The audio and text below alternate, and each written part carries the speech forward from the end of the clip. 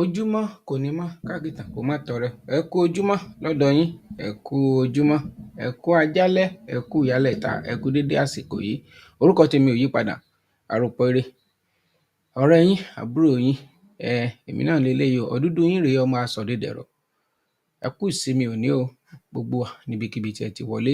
Ẹ má bínú pé ó ṣe a fi ìṣẹ́jú péréte ká tó tún wọlé. Bó ti rí náà ni ire tá a kò lọ́nà òun náà ló jẹ́ ká pé ẹ sì dáhùn, ẹ jókòó bí ẹ ti ń wọlé, ẹ ní wọlé lè kó àti àrùn lọ́wọ́. Èmi á máa wí pé àtètèkọ́ṣe lọ̀rọ̀ ti wà rọ́ǹbẹ̀ pẹ̀lú Ọlọ́run, Ọlọ́run sì ni ọ̀rọ̀ náà.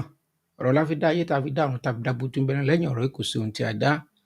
Lágbára lọ́wọ́ Olódùmarè, gbémí àti ẹ̀yin á délé kòkó. N tí à ń pariwo lórí ìkànnì yìí ni wípé dandan ni a gbọ́dọ̀ délé. Àṣírí ńlá kan náà ní ká wá fi hàn gbogbo ẹ̀yin ọmọ Yorùbá pé bá a bá ṣọ́ra, Ọlọ́run ní jẹ́ kómi ó tẹ̀yìn bọ ìgbín wa lẹ́nu. Nítorí náà ńkọ́, ìdí nìyẹn tí n bá ti ń kí yín, ẹ̀yin náà ẹ máa jẹ́ kí n mọ ibi tí ẹ ti darapọ̀ mọ́ wa lọ́kùnrin àti lóbìnrin.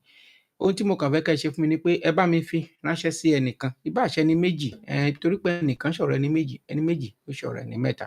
Tí n bá ní kẹ́ ẹ fi ránṣẹ́, kì í ṣe torí nǹkan kan, bí kì í ṣe torí pé a ò fẹ́ jẹ́ kí etí àwọn èèyàn wa, a fẹ́ kó di sí n tó jẹ́ òótọ́. Nítorí pé ìtàn là ń kọ yìí o, ìtàn òun là ń kọ yìí. Lágbára lọ́wọ́ Olódùmarè, tọ̀tá ò ní borí tiwa. Àwa la máa gbé ìgbésẹ̀ tá à ní jẹ́ kí ti ọ̀tá kó borí. Bá mi fi ránṣẹ́ sí ọmọdé àti àgbàlagbà. Ọdún tí à ń súnmọ́ yìí, tó ń súnmọ́ wa yìí, wọn ò ní fẹ̀mí wa ṣètùtù. Èso kan ń bẹ, èso góńgó ni wọ́n ń pe èso náà. Àtèmi àtẹ̀yin a ò ní ká èso góńgó ṣe ọdún o. Ayọ̀ àti àlàáfíà la fi ṣe ọdún yìí. Dr. Aliu, èmi pẹ̀lú wọn la jọ ń bẹ lórí ètò lọ́wọ́lọ́wọ́. Ní báyìí ẹ jẹ́ kí n dókè lọ́hùn kí n tó gbé Dr. Aliu wọlé ní ẹyẹ òṣọ̀kà. Ẹ ṣeun, mò ń bọ̀. Iṣẹ́ wa fún ilẹ̀ wa, fún ilẹ̀ ìbí wa. Kàgbéga, kàgbéga, kàgbéga fún ayé mi. Ìgbàgbọ́ wa ni pé àti bẹ̀rù làbọ̀ mọ́.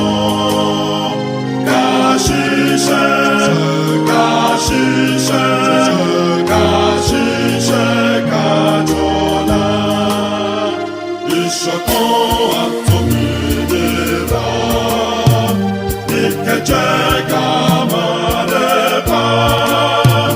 Tẹ̀síwájú ọ̀pọ̀ ire àti ohun tó dára.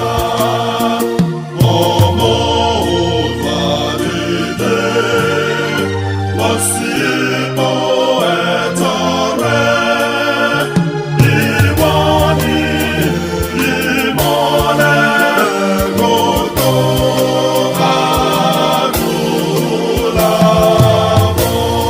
adúláwọ̀.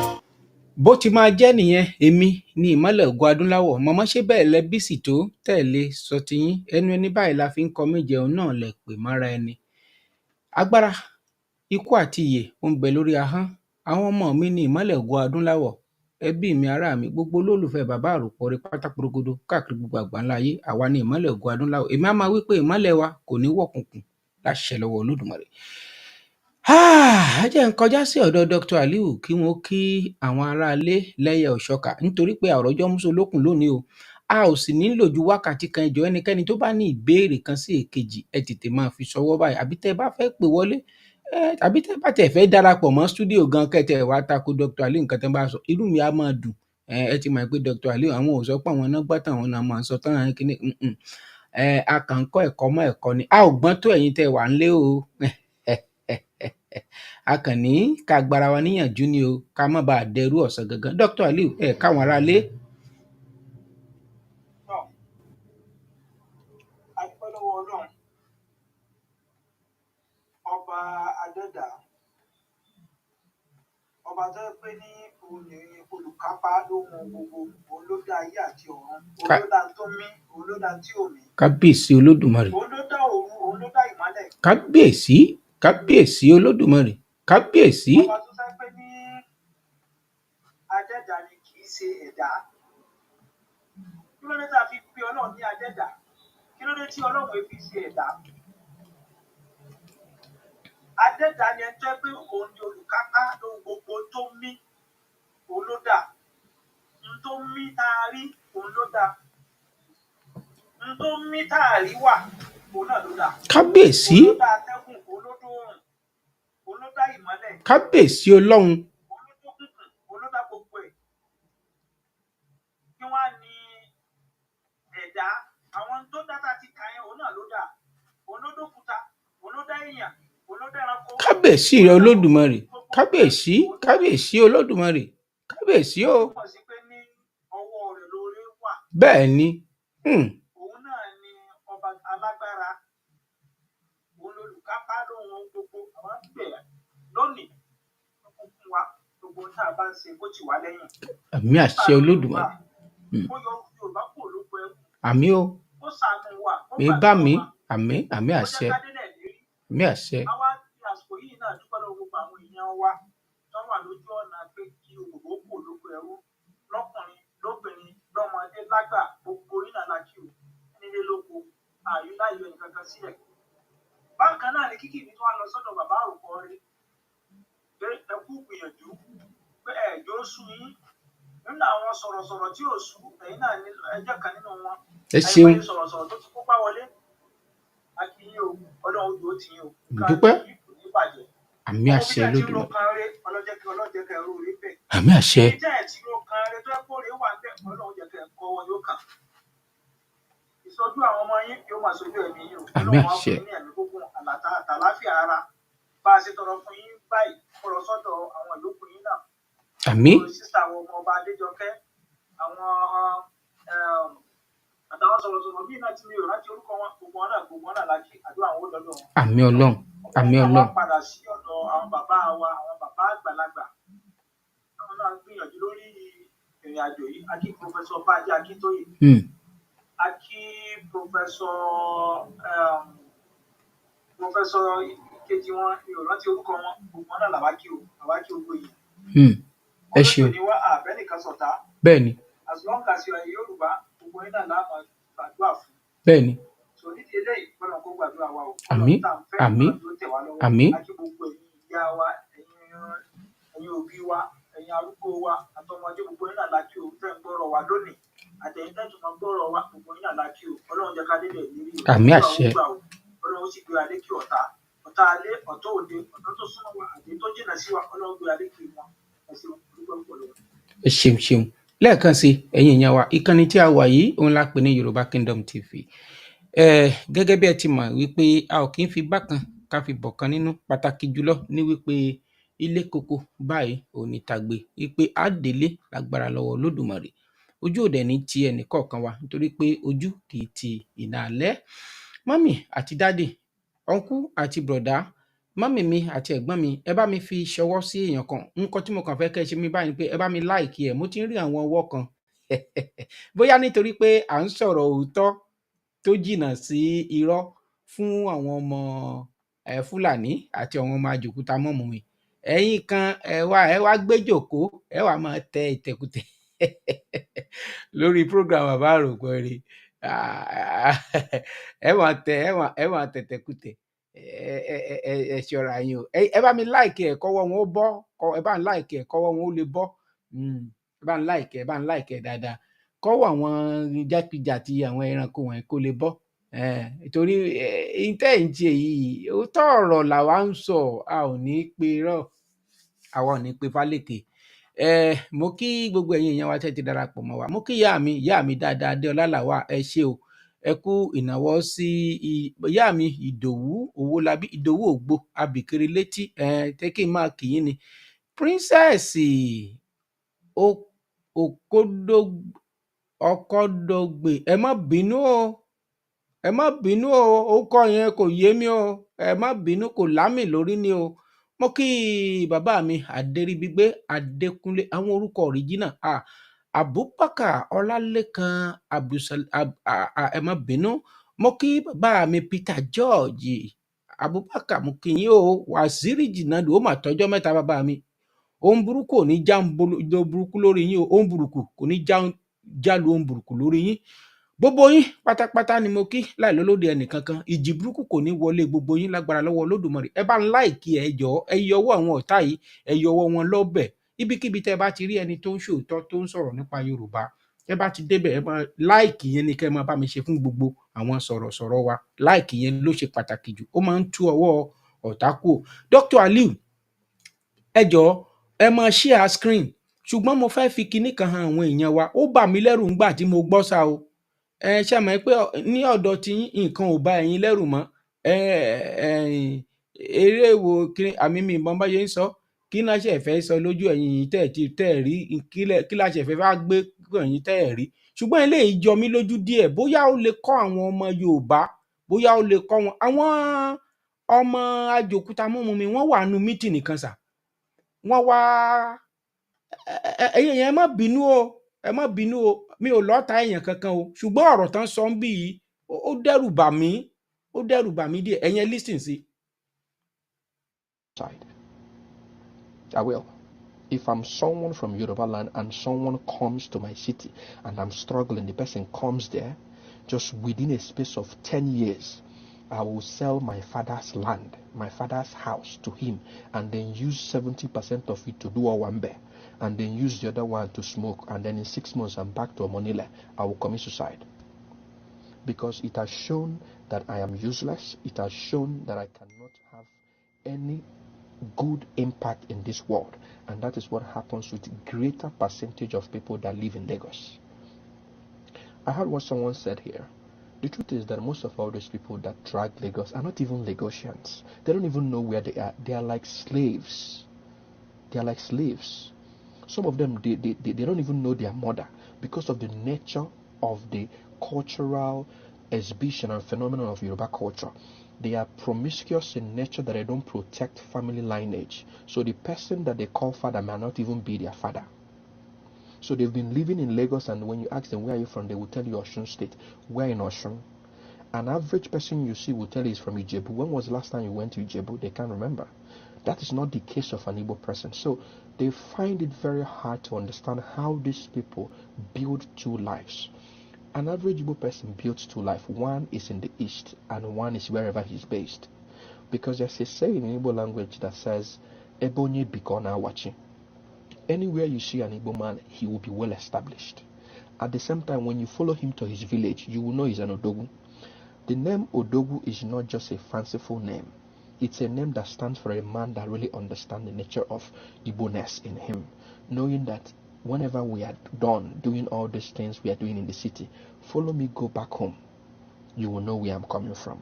So it's beyond their imagination that since the war ended in 1970, they were thinking that they will have an advantage over these people that were given 20 pounds, but feet growing exponentially. So their parents had this grudge, this beef against Igbos, and they fought not just themselves. They hired Britain, Russia, Egypt, and other countries, and yet they couldn't really decimate these people completely. So they are upset that their fathers failed in establishing themselves. Now they are in their youthful age and they are seeing exactly the same pattern of life that their fathers failed is manifested in their own life. So sometimes when you look at it, it's not really something I take too personally. I see it as a bunch of failures. So that's why you will see someone that is living in gutter, living in areas in Lagos. Lagos is a cesspit. Lagos smells like an abattoir. Anybody that's walked in Lagos and have lived in Lagos will tell you. The reason why people come there is because of opportunities. So do not even see it as people really like coming to a place where they wake up 4 o'clock in the morning to get to work before 8 and then leave their workplace at 8 to get to work, to get home before midnight. That is not life. An average life of someone living in Lagos State is actually 47 years old. So if you are in Lagos and you are 47 years old, you're already an ancestor because you should have died. That's how bad that city is. But then people glorify it because there is no other option in Nigeria. That is why you will see someone that is on the timeline dropping their OPay or PAMPay account, but then is standing on a mandate of a man that is utterly useless. So when you see these things, don't really feel so sad. Feel sorry for them. Feel sorry. Because in every aspect of human index development, you cannot match whatever that is going on in the south with what is going on in the southwest, excluding Lagos, because Lagos has that preference. Do you know the reason they don't want to build their Apapa road? For the last 10 years, they've been working on Apapa road. They know why. Do you know the demurrage if you send your container to Nigeria today? Do you know the demurrage you're going to be paying in that Apapa? Because by the time the trailer that will take your container out of wharf will get there, we're paying demurrage of 50,000 per day.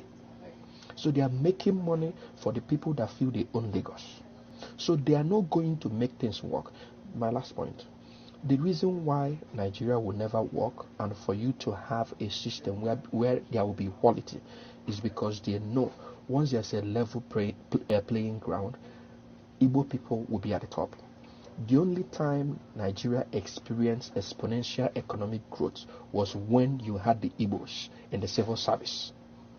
And that was the reason they were upset. And that was the reason Zachary said that if they can't find another white person, they will rather find an expatriate, someone they will pay, but they will never allow Igbo people to come into power. They know that the moment an Igbo person comes to power, an average Igbo person is a Republican.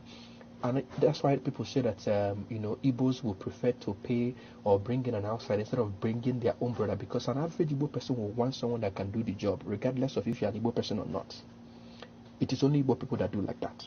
They want job to be done. Every other person, including Yorubas, I worked in Lagos for 10 years, and I can tell you this categorically. They will bring their brother. They know that this brother is lazy. They will keep the person in the office to be constituting nuisance. An Igbo person will sack you the next day. Even if you're my brother from the village, if you're not performing as you should, I will sack you the next day. But they will not do that because they want someone to be doing the ballet, babami, morning, afternoon, night, constituting nuisance.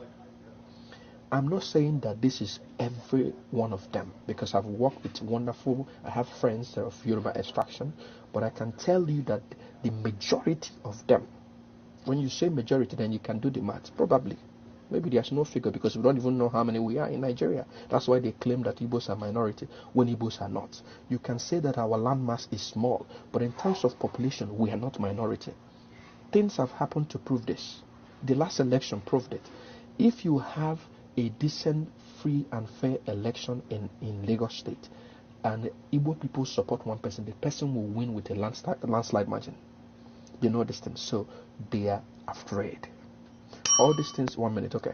All these things you are seeing is just their manifestation of the fear they have in them, that if you allow these people to keep growing at this rate, that they will wake up one day and they will chase them down to Chad. Because if you give Igbo people more 10 years in Lagos, I can tell you categorically, the Yorubas will become minority and they will turn to complete beggars. They will be beggars littered all over Lagos. And this will be the people that call themselves the owner of Lagos. ẹ ṣe ibi tí mo fẹ́ ká gbọ́ gẹ́lẹ́ ni mo gbọ́ yẹn. Mi ò mọ nǹkan tó fa ọ̀tá Yorùbá, mi ò mọ nǹkan tá a ṣe sí Fúlàní àti Ìgbò, ṣùgbọ́n ó sọ̀rọ̀ kan tó dùn mọ́ mi tí mi ò dẹ̀ lè dẹ́bi fún Dr. Aliu. Nígbà téèyàn bá wà nílùú òyìnbó tó ilé bàbá ẹ̀ tó tà á tó fi lu gbàǹjo, tàbí tó jẹ́ pé Fúlàní àti Ìgbò ló yẹ kó gbé fún, tó jẹ́ pé ògógóró nìwọ ń jí láàárọ̀ tó ò fẹ́ ṣiṣẹ́ tó ya ọ̀lẹ, tó jẹ́ pé ẹ̀yin lẹ̀ ń ta sìmẹ́ǹtì tẹ́lẹ̀.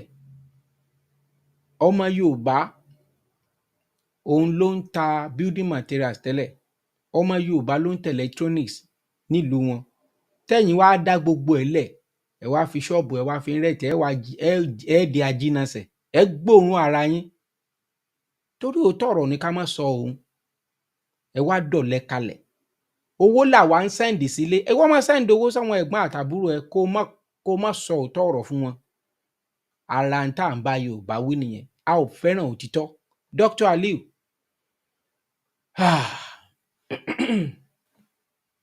ẹ ti gbọ́ fídíò yìí o. Kí ni Yorùbá ṣe o? Ta ni Yorùbá ṣẹ̀ o?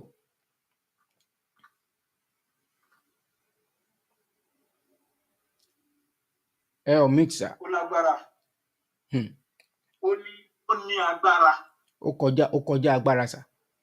Gbogbo ọmọ kóòtù òjíire tó bá gbọ́ nǹkan èyí tó listen tó gbọ́rọ̀ yìí tí kò ṣó sáìn pé inú òun bàjẹ́ àbí tí ò tọ́ọ̀chì ara ẹ̀ àbí tí ò wọnú ara ẹ̀ ó ṣó pé ní kìí ṣe ọmọ Yorùbá gidi. Ó ṣó pé ní kìí ṣe ojúlówó ọmọ Yorùbá. Àwọn ọ̀rọ̀ ìbànújẹ́, ọ̀rọ̀ kàbìtì. Torí ẹ̀ ni ètò tòní máa fi yàtọ̀. Ètò tòní yóò yàtọ̀ torí pé ní tí mo gbọ́ yìí ó ṣèkì mi díẹ̀. Ó lágbára sà. Ó lágbára sà.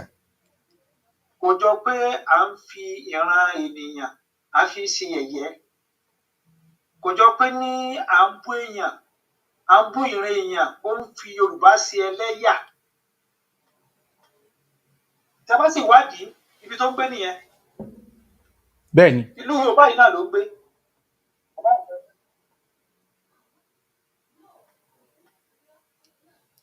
Hello. Mo ti fẹ́ share screen mi. Okay. Go ahead sir. Mà sí o. Mi ò mọ tolerance burúkú tí àwọn òbí wa fi kọ́ wa tá a wá sọra wa dìdàkudà báyìí o. Yorùbá sọra ẹ̀ di bọ́ọ̀lù fáráyé gbá. Ó mà ga o. Mo rò pé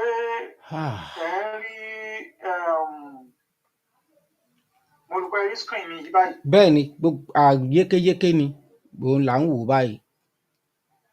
Torí ẹ̀ láti pè é ní Unveiling the Truth. Unveiling the Truth yẹn àwọn tó súnkùnkùn àtàwọn irọ́ oríṣiríṣi kàbìtì irọ́ tí àwọn ẹ̀yà burúkú yìí ń sọ káàkiri. Àwọn ọ̀rọ̀ tó bá ń jáde lẹ́nu mi lónìí ó máa le gẹ́gẹ́ bí ohun wọn tiẹ̀ náà ṣe le. Bí ọ̀rọ̀ tí ó ṣe jáde lẹ́nu mi náà máa le lónìí. Kí àwọn èèyàn wọn kó má bínú. Torí gbogbo ara arú táwa rò nìyẹn. Tàbí sọ wípé ní the best thing fún wa ó ní kí kálukú máa lọ nílùú ẹ̀. Kó ní kálukú dọ́mú ìyá ẹ̀ gbé. Bẹ́ẹ̀ni, àwa wá fi làákàyè gbé tiwa. Bẹ́ẹ̀ bá ní kí kálukú lọ nílùú ẹ̀ kì í wá ṣe pé ní lẹ́sẹ̀kẹsẹ̀ náà àti dọ̀hùn. Àti gbà á. Àfi kẹ́yìn ó fi làákàyè. Ntẹ́yìn gbọ́dọ̀ fi làákàyè kẹ́yìn gbọ́dọ̀ fi ọgbọ́n tò ní. A kọ́kọ́ tò ilé wa ní dáadáa. Tàbá tò ilé wa, wọ́n ní gígí bá wó lugi tòkè rẹ̀ lẹ́ẹ̀kọ́kọ́ rí. Ní sọ pé fà láti sàlẹ̀ òun ní tí ń ṣẹlẹ̀ lọ́wọ́ táwa fẹ́ correct àwọn èèyàn wa. Lóòótọ́ igi ti wó lugi ó ti wó lórí ara wọn. Kí la wá fẹ́ ṣe? Tòkè yẹn láwa wá bá ṣe rè. Tá bá rí tòkè yẹn bá rè dáadáa. Tára ti fúyẹ́ ìgbà yẹn láwa gbé gbèsè tó yẹ ká gbé. Ṣùgbọ́n nígbà tí ilé ò bá tò tí problem gan wà nínú ilé. Tó jẹ́ pé ní ẹgbà ọ̀tá láàyè. Èmi ò gbọ́rú ẹ̀rí bàbá àrùkọ rí. Mi ò gbọ́rú ẹ̀rí nílé ayé. Ọ̀dọ̀ Yorùbá náà mo ti ń rí. Ká gba ọ̀tá láàyè. Ọ̀tá tẹ gbà láàyè pé kó wá jẹ kó wá mu. Ẹ wá gbà láàyè tán. Ó wá ń kí pọ̀rípọ̀rí fún yín. Ó wá ń sọ yí pé ní promiscuity. Ó ṣe pé ọmọ àlè ló pọ̀ nínú ìran Yorùbá. Ẹ dákun ẹ wo ẹni tí ó ń sọ gbólóhùn yẹn. Ẹ wo ìran bí tó ti jáde ìran kíran. Ní ìran tí gbogbo ayé mọ̀ lágbàáyé wọ́n mọ̀ pé ìran tí ò dáa ni. ọ̀rọ̀ tó bá ń jáde lẹ́nu mi ìwọ tó bá ń dùn tí ẹ bá ti ṣe Yorùbá ojúlówó kò yá fẹ́ kú mẹ́ torí pé nísìn Yorùbá ti pín sí méjì.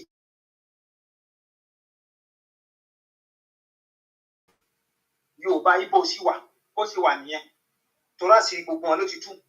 Yorùbá adarán ti wà, Yorùbá ọmọ àjòkúta mọ̀mọ́ wà.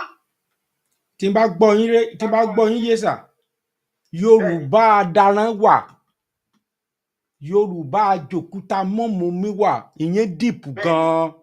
kábíyèsí Olódùmarè, kábíyèsí Olódùmarè. Bàbá àròkọrin. Yes sir. Òní mo fẹ́ challenge àwọn ìrankíran yìí tó ń pe ìran titi wa ní ìran alágbèrè. Bẹ́ẹ̀ni. Tó ń pe ìran titi wa ní ìran titi wa tó ń pè wọ́n ní pé ọmọ àlè. Ó ní wọn ò ní bàbá, ó ní ọmọ àlè ní kábíyèsí. So ìwọ tó bá wá ń gbọ́rọ̀ mi tó bá rí gbọ́rọ̀ tèmi náà le tó wá ń bínú tó ń tara pé mo ṣe ń sọ báyìí ó yá tètè fà sẹ́yìn torí ohun tó gbọ́ lónìí ó yàtọ̀. Ó gbọ́ lónìí yóò yàtọ̀ á sì máa gbé ọ̀rọ̀ tiwa jáde with fact náà máa gbé jáde.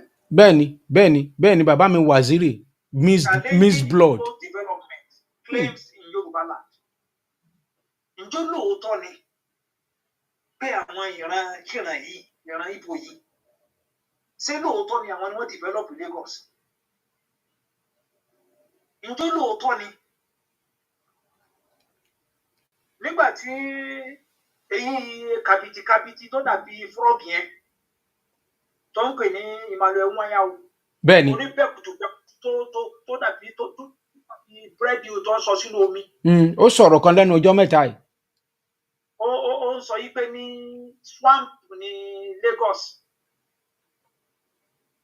Àwọn wá tún ṣe. Ó mà ṣe o. Àwọn wá develop ẹ̀.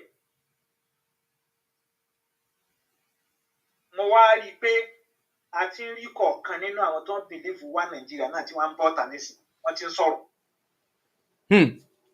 Kí ni Ọlábọ̀dé George sọ? Ó ní what stops Nwanyawu from developing the Igbo land instead of developing Lagos? Ó bà mí lẹ́rù o.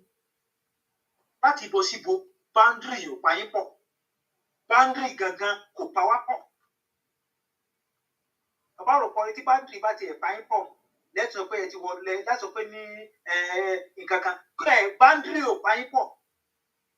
Ìrìntẹ́rìn lọ sí ìlú àwọn ìrankíran yẹn ṣé ìrìn kékeré ni how many hours lẹ́fẹ̀ẹ́ sí? Ìrìntẹ́rìn pé ẹ fẹ́ lọ sọ́dọ̀ àwọn ìran burúkú ìran rádaràda yẹn mọ ìyá wà sí máa lò. Ó yà mí lẹ́nu sà, ìlú wọn náà lélẹ́yìí. Àṣà boundary.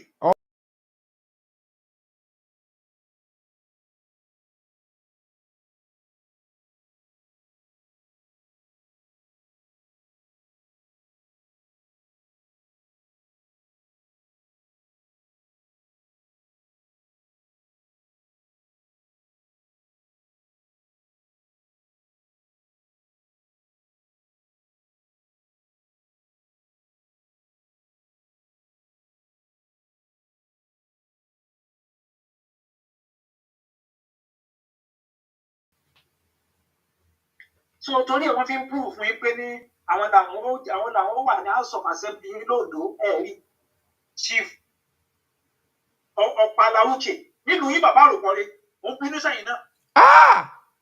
Nǹkan ti ṣe mí o. Mo kú o. Mo kú o.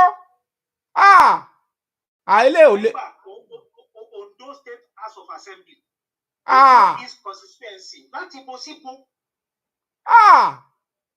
A sì ń rí nínú àwọn òpònú kan tó oní nínú àwọn ará tá à ń sọ yìí náà tí wọ́n sọ fún yín pé ní wọ́n ti pín sí méjì. Àwọn wo ni Yorùbá Ìgbò? Òun ni ó fẹnu ọ̀rọ̀ rẹ̀ sọ pé kòmíìnì kankan kòmíìnì mọ̀jẹ̀ káfẹ́ lẹ́yàmẹ̀yà òpònú ǹjẹ́ wọ́n bí ìran tiẹ̀ dá lọ́rùn tí wọ́n bí ìran kíran rẹ̀ dá tó ti pín sí méjì láti lọ sí ìlú àwọn táwọn àwọn ọmọ òkúta mọ̀mọ́ mi kó o sọ pé o fẹ́ contest fún kánsẹ́lọ̀. Níbo? Ó sọ tó bẹ́ẹ̀. À ń rí nínú àwọn ìran títí wọn pé ní láti state sí state kan wọn ò gbà láàyè tó jẹ́ pé ìran kan náà ni wọ́n. Tó bá wù mí nísìn mo lè ṣiṣẹ́ l'Oǹdó, tó bá wù mí mo lè ṣiṣẹ́ l'Ọ́yọ́, mo lè ṣiṣẹ́ n'Íbàdàn torí pé ìran kan náà ni wọ́n, ẹ̀yà kan náà ni èdè kan náà là ń sọ. Kò possible fún ọmọ Enugu láti lọ ṣiṣẹ́ ní Òwèrì láyéláyé. Wọn ò gbà o. Ẹgbẹ́ tó rí kan nísìn Kene Osuji ẹ wá gbárí ẹ̀ bí agbárí òkú. Òun náà House of Representative níbo ní Sùúrùlérè ó fẹ́ gba ipò Gbàjàbíàmílà. Báwo wọlé ọ̀rọ̀ Yorùbá ó gba lílò dáadáa. Ọ̀rọ̀ Yorùbá nation struggle yìí ó gba rírò ìkan iṣẹ́ ọpọlọ ni. Ìwọ tó bá mọ̀ pé kábí ló ń ṣe yẹra kó bẹ́ẹ̀ à nídìí irú yín. Strategies ó máa ń change. Bàbá àrùkọ́rí strategy ó máa ń change. Tẹ́ bá sọ pé ní strategy tẹ́ fẹ́ lò ní tẹ́ fi gbà tí ìrìn àjò bá tẹ̀síwájú ẹ tún change strategy tó bá wà láti pé kẹ́ change ẹ̀. Bẹ́ẹ̀ni. Ṣùgbọ́n àwọn kan ń bẹ tó pé ní one way ni ọ̀rọ̀ títí wọn. One way mí ni pé ní àwọn kò sí strategy kankan one way kankan máa lọ gbùrù ni. Adẹ́fẹ́ Yorùbá nation àsìkò ń bẹ̀ tó àsìkò kan tẹ́ bá wà nínú ìrìn àjò pẹ̀ ń ṣe Yorùbá nation lọ́wọ́. Àsìkò máa wà tó pé ní ẹni ìjà ti tẹ full stop sí nìkan. Bẹ́ẹ̀ni tẹ́ change gear. Ẹ tún change gear. Àmọ́ kẹ́kọ̀ọ́ máa lọ dúró àwọn kan nìyẹn. Irú wọn làwọn tán ti gbà láti September wọ́n ti gba Yorùbá nation. Kábíyèsí Olódùmarè. Ọmọ Anambra to Lagos. Nígbà tó ọmọ Yorùbá wá gbéra tó náà wá wò pé òkè ẹ̀ ń sọ pé ní Lagos is no man's land àbí ó dáa nígbà tó jẹ́ no man's land yẹn á wà fi hàn yín. Anambra to Lagos. Only they send us packing back to Anambra. And they sell drug go fake USB code. Live in their slum. I call Lagos no man's land. I'm blame Yoruba for my failure as human being. Àwọn tó wọ́n ti pé nísìn àwọn náà ti ń change díẹ̀. Ẹ dákun níbo la ti papọ̀. Kódà àwọn tó pé ní wọ́n kó wa lẹ́rú gan. Wọ́n mọ kàtígórì ìran kọ̀ọ̀kan. Wọ́n mọ bí kálukú ṣe wéèsì. Bẹ́ẹ̀ni. Wọ́n mọ bí kálukú ṣe bó ṣe bàbàrà sí lọ́dọ̀ títí wọn. Torí pé wọ́n ti gbé wa yẹ̀ wò. Wọ́n sì mọ n tó ń lọ. Wọ́n sì mọ ìrankíran nínú ìran mẹ́tẹ̀ẹ̀ta yẹn. Wọ́n mọ ìran tó pé ìrankíran burúkú ni wọ́n. Ẹ wo fọ́tò tó wà ní ojú àwòrán yìí. À ń rí. Ẹ wo àwọn tó wà ní ẹ̀gbẹ́ yíyọ kí ló gbẹ tí jẹ́ ṣe Prince Charles nìyí tó jẹ́ kíní UK. Ẹ wo àwọn tó wà ní iwájú ẹ̀. Ẹ wo àwọn tó wà lẹ́gbẹ̀ẹ́gbẹ́ rẹ̀. Ẹ rí pé Ọọ̀ni of Ifẹ̀ ni ìyẹn represent Yorùbá. Ní ẹgbẹ́ kejì ẹ rí pé ní Sultanu níbo ni àwọn Ìgbò wà. Bàbá àròpọ̀ rẹ̀ níbo Ìgbò wà. Níbo làwọn Ìgbò wà. Ẹ̀yin ni. Bẹ́ẹ̀ni. Ẹ rí pé ẹ wo èyí tó dé fìlà pupa yẹn. Ẹ̀yin ni lọ́wọ́ ẹ̀yìn bẹ́ẹ̀ yẹn òun là ń wò yìí gbogbo ojú ló ń rí ẹgbẹ́ ẹ̀yìn èèyàn ẹ̀ rí ni. Ẹ wo ṣé òun bọ̀rọ̀ náà ẹ̀yìn ló wà. Ẹ wo ọba Kánò ẹ̀yìn ló wà. Bó tiẹ̀ jẹ́ pé ní Sultan ti rẹpísẹ́ǹtì àwọn ẹ̀yà Haúsá bẹ̀ síbẹ̀síbẹ̀ náà ẹ tún wo olóòtú tó bọ́ sí. Ọba Benin òun ló dé fìlà pupa yẹn lẹ́gbẹ̀ẹ́ apá ọ̀tún. Lẹ́yìn Ọọ̀ni. Lẹ́yìn lórí bẹ́ẹ̀ ni tó mú tó dé fún lẹ́yìn ọ̀ni ẹ wá wẹ́n tó wà lẹ́yìn yẹn àwọn bodyguard ti ẹ̀ nìyẹn bodyguard ti tọ̀ nìyẹn ló mú kíní ibi pọ̀pá kan tó ní white ló wà nínú. bẹ́ẹ̀ ni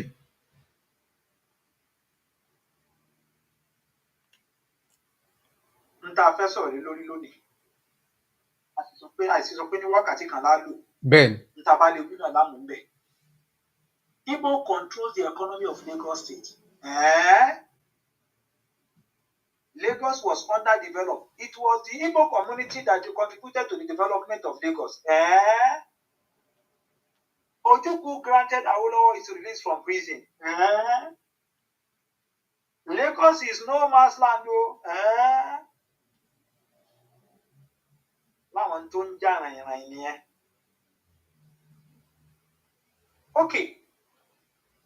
Igbo control the economy of Lagos State. Ṣé lóòótọ́ ni bàbá olùkọ́rí wọ́n mà ní Igbo ló ń control economy Lagos State? Ṣé bá wo ní 1964 population ní 1964 northern region tá bá sọ pé ní northern region ẹ ti mọ̀ pé ó ti kó láti gbogbo àwọn Kwara State yẹn ọgbà àwọn Kogi àwọn Benue ó ti kó gbogbo àwọn ìyẹn àwọn Port Harcourt àwọn Benue àwọn Plateau which is Jos àwọn Taraba àwọn Zamfara Kano Katsina Kebbi Kaduna lọ sí gbogbo ọwọ́ north yẹn gbogbo 19 northern states yẹn ló kó pọ̀ òun ló jẹ́ 29,808,659 wọ́n kó kíni wọ́n kó 53%. Bàbá àrùkọ̀rí ẹ wá máa fi brain padà sí mi tí mo máa ń sọ fún nípa pípọ̀. bẹ́ẹ̀ ni Bàbá àrùkọ̀rí ẹ wo kíni yẹn 53.5% nígbà yẹn ní 1963 53.5%. Population fi pọ̀ wọ́n fi dọ́gbọ́n wọ́n mú Kogi wọ́n hádìí ẹ̀ mọ́ Yorùbá wà bẹ́ẹ̀ wọ́n mú Kwara State wọ́n hádìí ẹ̀ mọ́dọ̀ wọn Yorùbá wà bẹ́ẹ̀ wọ́n mú Taraba kìí ṣe ra wọn wọ́n hádìí ẹ̀ mọ́ wọ́n mú Benue kìí ṣe ra wọn wọ́n hádìí ẹ̀ mọ́ tiwọn wọ́n mú Jos Plateau State wọ́n hádìí ẹ̀ mọ́dọ̀ wọn kìí ṣe ra wọn wọ́n sì kó gbogbo ẹ̀jọ nìyẹn tó fi jẹ́ 19 northern state tó jẹ́ northern region nígbà yẹn. Next, a sọ pé Eastern region. Tá bá sọ pé Eastern region nígbà yẹn 12,394,462. Ẹni tí ò bá wáyé so Igbo mọ̀ tí ó pọ̀ ju Yorùbá lọ population Igbo pọ̀ 23.3% rárá o rárá. Tá bá sọ pé Eastern region wọ́n ti kó ìran tí èsì ìran wọ́n ti kún wọn sábẹ́ wọn. Irú wọn ni Port Harcourt irú wọn làwọn Rivers State irú àwọn Cross River àwọn Calabar àwọn ìyẹn ẹsẹ Igbo rárá wọn ò ní nǹkan kan ṣe pẹ̀lú wọn gbogbo àwọn population gbogbo ní Eastern region ni wọ́n kó pọ̀ pátá wọn kò fún wọn gbà kò ní population yẹn fi wọ 12.3 million. Yorùbá ẹ má gbàgbé pé nínú 29 million tá a sọ Yorùbá wà nínú wọn. bẹ́ẹ̀ni northern region tó ní àìlè jiyàn rẹ̀ pé Kogi ọmọ Yorùbá ò sí nínú Kogi state àìlè jiyàn rẹ̀ pé Yorùbá ò sí nínú Kwara state wọ́n ti pọ̀ tó pọ̀ jaburata ní Ìlọrin la fẹ́ sọ ni Ọ̀fà la fẹ́ sọ ni Òró la fẹ́ sọ ni Ìjágbó la fẹ́ sọ ni Ìdọ̀fìn la fẹ́ sọ ni bẹ́ẹ̀ bẹ́ẹ̀ lọ Òkè Òyì la fẹ́ sọ ni Làwọn la fẹ́ sọ ni bẹ́ẹ̀ lọ Ìfẹ́lódùn la fẹ́ sọ ni gbogbo ẹ̀ náà wọ́n ti kó lọ sí ọ̀dọ̀ wọn ní nọ́ọ̀tì. Sẹ́ni tó lè bá mi jiyàn rẹ̀ lórí ti Eastern region tí mo sọ yìí nísìn tí mo sọ pé ti Eastern region yẹn àwọn Port Harcourt wọ́n èsè Igbo ò ní kankan ṣe pẹ̀lú Igbo. Àwọn Cross River Calabar wọn ò ní kankan ṣe pẹ̀lú wọn.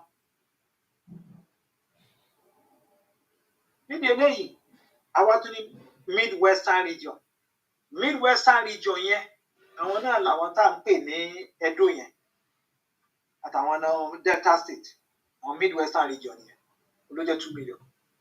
Ká tó a sọ pé ní Federal Capital Territory nígbà yẹn adúpẹ́ lọ́dọ̀ Ọlọ́run oore tọ́lọ̀ ṣe fún Yorùbá nìyẹn tí ò yé wọn pé ní that Federal Capital Territory tẹ́ ẹ gbé lọ yẹn oore ló jẹ́ fún wa oore gidi gan gbáà ni kọ́ lọ ṣe ọmọ bọ́bà ṣe ṣe ra wọn ní Àbújá nísìn kọ́ lọ máa claim ẹ̀ fáwọn làwọn ni yóò máa yà wọ́n lẹ́nu tó máa fojú wọn rí ìyẹn lọ bẹ́ẹ̀. Onídìí ilé nípa pípọ̀ apọ̀jù wọn lọ. Ẹ máa gbé ìbú o bàbá rò pọ̀ rí. Yorubas are a bunch of lazy, hungry, backstabbers. Ṣé wàá bẹ́ẹ̀? bó wá ń bí. Ẹ̀gbọ́n tó wí. Yorubas are a bunch of lazy, hungry backstabbers. Ó mà ṣe o. Ìlú onílùú tẹ́ ẹ wà. Ẹni ìwé ìkéyìí ó wà nílùú onílùú. Kẹ́ ẹ máa pè wọ́n ní kọ́lẹ̀ ni wọ́n. Kẹ́ ẹ máa pè wọ́n ní ẹni tẹ́bi ń pa tí òró ń jẹjẹ. Kẹ́ ẹ máa pè wọ́n ní ọ̀dàlẹ̀ abẹ́ni tí ń jí gbẹ́ni lẹ́yìn. All they know in Yoruba land is drug addiction. Ẹ dákun ṣé tá a bá bọ́ ọ̀tá nísìn tí ń bọ́ ọ̀tá tí mo kà mú microphone tí mo wá wo tí mo lọ sí ilẹ̀ àwọn adarun tí mo mú microphone sí mo sọ pé ní number 1 ó dà pé wọ́n bá tàjẹ́ lẹ́tọ̀ sáré tí wọ́n sọ pé ní number 1 sáré kíá tí wọ́n sọ pé ní number 1 ẹni tó bá tá a bá ń sọ̀rọ̀ nípa drug Zainab bàtà generator a bá ń sọ pé ní number 1 drug addiction. Bẹ́ẹ̀ni. Ẹ dákun torí tọ́ lọ láì tẹ̀ ẹ̀dá orúkọ ṣé gbogbo ayé ò ti mọ̀. Pátápátá. Ẹ wá wò òun ló ń pe Yorùbá ó ní street tọ́gì òun náà ló ń pe Yorùbá. Ẹ wo bí tí àwọn ipob mi ṣe é ṣe wọ́n ṣe ń pa àwọn èèyàn nípakúpa nílùú wọn lọ́hùn. Wọ́n á sọ pé ní Yorùbá ni ó ní street tọ́gì ó tún ní prostitution ní àlejò tẹ́ ẹ gbà sílé ẹ̀gbọ́n tó ń wí fún yín. Now why Igbos dey buy all the properties for Lagos State? Because Yoruba are too lazy to hustle and make money. Street urchins and miscreants. IPOB will always be better than you, always. Ṣé gbogbo rẹ̀ jáde? Ẹni kó ti gbé rẹ̀ jáde nísìn. Bẹ́ẹ̀ni. IPOB will always be better than you, always. Nílùú. Láwọn ìran burúkú ìran tí ò dá yìí ìran kíran. Wọ́n mọ̀ wá parọ́ fún yín wípé ní tó máa ń bá yín sọ̀rọ̀ wípé ó yẹ kí lọ síwájú fi ṣẹlẹ̀ ẹ kò mìíní ẹ support ẹ Igbo ni kò mean anything kì í sọ̀rọ̀ nípa Igbo kì í sọ pé it's not about Igbo kì í sọ̀rọ̀ nípa Igbo rárá àtọ́ it's not about Igbo. Nítorí mo máa sọ fún yín náà nítorí mo máa fi brainwash àwọn òpònú mi nínú àwọn tá a sọ pé ní ìdajì Yorùbá ìdajì Igbo ìdajì Adaran ìdajì ọmọ àjòkúta mọ́mọ́ mi. Irú àwọn èèyàn lèmi rí i pé wọ́n tètè ń brainwash pàtó tí wọ́n ti pín sí méjì. Wọ́n mọ̀ wá brainwash wọn pé ní ẹ support ẹ kò mean ní Obi máa ṣe dáadáa ó máa tún kiri ṣe ẹ jẹ́ kí Chinedu jẹ gọ́fúnà kò mean anything. Wọ́n ní bet get in there and make it about Igbo. Báwa dé Nàìjíríà àdìtì tọrọ Igbo. Tí ẹ wo bàbá rò kọ́ ni. Bẹ́ẹ̀ni. Wọn ò lè débì kankan ní Nàìjíríà táwa yìí títí tá a fi pín. Wọn ò lè jẹ kankan. Àwọn gan mọ̀. Tó nídìí eléyìí láwọn àwọn ọ̀ràn tó.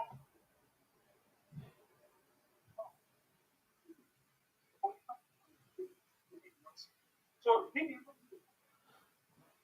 wọ́n ní a lie told often enough becomes the truth. Ìgbà míì bẹ́ẹ̀ tẹ́yìn bá ti ń parọ́ tí wọ́n bá pọ̀ tẹ́yìn bá tètè gbé gbèsè irọ́ yóò padà dòótọ́. Ṣé kò padà dòótọ́ bọ́n ṣe brainwash àwọn èèyàn wa nígbà election? Ṣé kò dòótọ́ mọ́ kò dòótọ́? Ṣé wọn ò lọ dìbò fún wọn ò lọ rọ́bò wọn fún Obi? Ẹ bá rọ́mọ Yorùbá ti lọ dìbò fóbi. A ní nínú àwọn tó ń jìjàngbara tó yẹ pé ní òun gan kí òbó dá dúró ní Obi ló tún lọ ń dìbò fún ó tún sọ pé kí dìbò fóbi. Aláwọn tó ń ṣe ní kọ̀kọ̀ tá a mọ̀ wọ́n a sì láwọn tó ń ṣe ní gbangba tún wò fìbò. Kí ló fà á? Irọ́ tó ti ń pa yẹn wọ́n ti jó tòótọ́ mọ́ àwọn lọ́wọ́. Accuse the other side of that which you are guilty. Ẹ̀gbọ́n wa ẹ bàbá rò kọ́lé. Hello. Mo wà pẹ̀lú yín o. Accuse the other side of that which you are guilty. Wọ́n máa wá condemn àwọn ẹ̀yà títí wa, wọ́n máa rubbish wọn, wọ́n máa bú wa.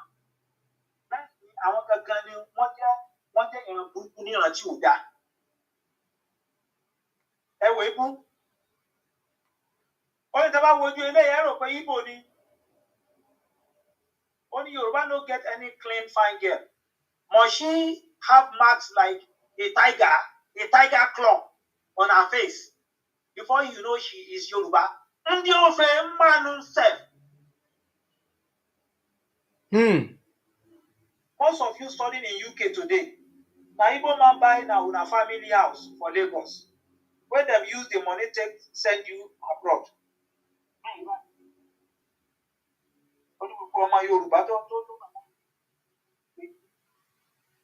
wọ́n ní owó wọn ra wọn family house, owó wọn tán ra family house ní Èkó, wọ́n fi send gbogbo ẹ̀ ń jẹ́ wà ní abroad, wọ́n fi send in abroad. Lọ́mọ Igbo tó ń bọ̀ nígbà tó bọ̀ polybag ní mí mú dání ní wọn, polybag ló mú dání nígbà tó bọ̀ àṣekù. Láwọn ọ̀ràn burúkú yìí ní ìran tó pé òhò ni wọ́n máa ń wà. Ẹ wá wo tó ń gbé jáde. Wọ́n ní look at Ìbàdàn. Wọ́n ní we do not do brown roof in the east o. Go to your Ìbàdàn, Ògbómọ̀ṣọ́, Èkìtì, Ọ̀ṣun, Ògùn and develop them for your people. Igbo men buy swamps for 50 million in Lagos, but you can't spend 10 million on dry land. Bárùkọ̀rí. Yes, sir. Nǹkan tá à ń sọ yẹn ṣé kò lágbára, ẹ rí i pé ó káyàn lọ́wọ́, èèyàn gbọ́dọ̀ interrupt. Eléyìí lágbára jù. Wọ́n wá ń ṣó àwọn páànù Ìbàdàn. Wọ́n wá ń ṣó àwọn ilé tó wà ní Òṣogbo. Wọ́n lọ ń ṣó rúfù ẹ̀.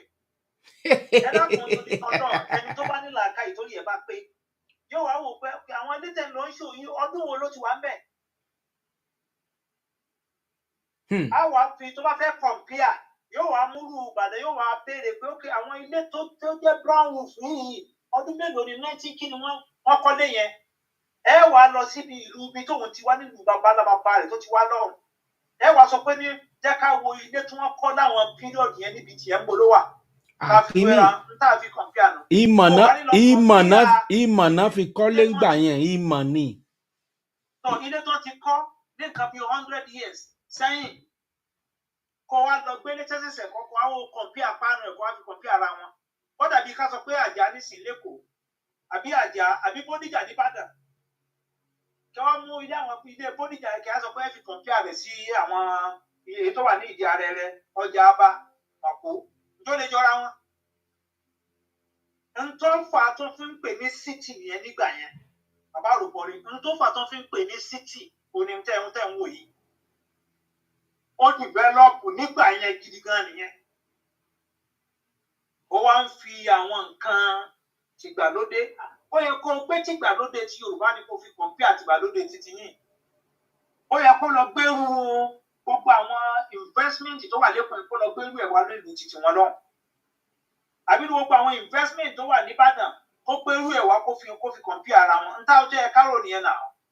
Kí ló dé tó fi lè jẹ́ pé ní IGR Ondo State ó ju state méjì lọ lọ́dọ̀ títí yín? Kí ló dé tó fi jẹ́ pé ní IGR Ogun State lásán gbogbo IGR state wọn márààrún tí wọ́n ní àwọn òkú state tí wọ́n ní márààrún yẹn tí wọ́n ní gbogbo IGR ẹ̀ ó lápè ní 105 billion naira. That was in 2022. 105 billion naira ní gbogbo kí ni wọ́n pátápátá ní state márùn. Ogun State alone, state ẹyọ kan lásán lógun state IGR to Ogun State 103 billion naira. Yes.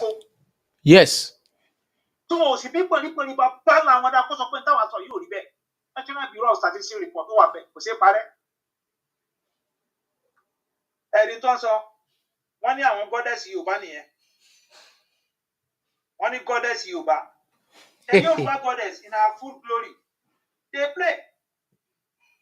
Ẹni máa gbúrò ẹ̀yìn of Igbo land. yóò ìran yín ni wọ́n fi ń ṣe yẹ̀yẹ́.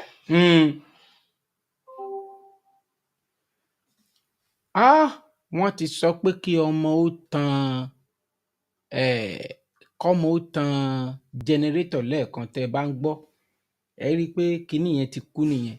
Mo rò pé kọ̀ǹpútà wọn ló kú, ṣùgbọ́n mo gbàgbọ́ wípé a máa jẹ́ kí n sẹ́ǹdì kinní sí wọn. Gbogbo ẹ̀yin tí ẹ máa ń ífun gan oníṣẹ́ kan tó yẹ ká ṣe kó tó di wípé a ṣe program yìí, ọmọ tó yẹ kó bá wa ṣiṣẹ́ yẹn kò sí ná, ṣé ìlú nìyẹn? Ó tún wá lọmọ yẹn tún wá lọ wá repo, mọ́mì epo tó tún wá rà, epo náà ò tún wá dáa, ó wá dà sínú jẹnẹrétọ̀, ó wá tún wá lọ pọ̀ oníjẹnẹrétọ̀ kó wá bá òun ṣe. Oníjẹnẹrétọ̀ wá sọ pé nǹkan epo ti tún ba jẹnẹrétọ̀ jẹ́. Ẹ̀yin ẹ wo ìlú torí Ọlọ́run. Ẹ wo à ń ṣe program lọ nísìnyí kan tó tan jẹnẹrétọ̀ ó ti kú. Gbogbo ẹ̀yin tí ẹ dẹ̀ ń ràn tẹ́ ń fi sílè kan tẹ́ ẹ ran bàbá àlù lọ́wọ́, a dúpẹ́ o. Ìlú yẹn kì í ṣe ìlú, ẹ má jẹ́ ká tanra wa. Bishop Coker tí ó jẹ́ ìjọ Àgùndà ti Kaduna, ó sọ̀rọ̀ kan ní àná, ó ní àyàfi kán wó ìlú ìpalẹ̀ bámúbámú kán wá túntò. Mo kí yín ìyá mi Abíálà Káyọ̀dé, wọ́n ti padà dé o. Mò ń gbà wọ́n wọlé bẹ́ẹ̀ yẹn, mo dẹ̀ ṣe ń gbà wọ́n wọlé, ẹ jẹ́ kí n tún fi wọ́n padà ṣe ẹ jẹ́ kí ẹ ti wọlé padà, ẹ jẹ́ kí n. Ok, mo fẹ́ tiẹ̀ kíní iná yẹn ló kú, ọlá pé ní kíní yẹn ti fẹ́. Ṣe mọ̀ pé mò ń sọ fáwọn èèyàn wa gan, mo ní ẹ ti sọ lẹ́ẹ̀kan pé iná yẹn òun ni ó ti fẹ́ kú lẹ́ẹ̀kan kan tan jẹnẹrétọ̀. Mo kọ́ra mo fẹ́ fi kíní wọlé nísìnyí, tí laptop máa fi wọlé nísìnyí, máa fa ilé. Ó dáa, nígbà tí wọ́n fẹ́ máa wọlé bọ̀, mo fẹ́ fi ibi tí Nàìjíríà tí Nàìjíríà bàjẹ́ dé, tó dàrú dé, mo kàn fẹ́ fi hàn ẹ̀yin èèyàn wa ni. Báwo ni ìlú tí Yorùbá ṣe lè tò pẹ̀lú irú ìlú báyìí torí Ọlọ́run? Ojú tì mí, ẹni tó sẹ́ndì fídíò yìí sí mi, ìkan lára àwọn ọmọ ìlú yìí ni. Ó ní kí n wo ìlú mi Nàìjíríà, ojú dẹ̀ tì mí, mi ò mèsì tí mo lè fún. How are you? Hello? How is everything? Everything is fine. From where? Netherlands. Eh? Netherlands. Now you dey come? What do you bring come? See the oh, you where they go? Abuja. Abuja? See, what you read? You're sharing that you read.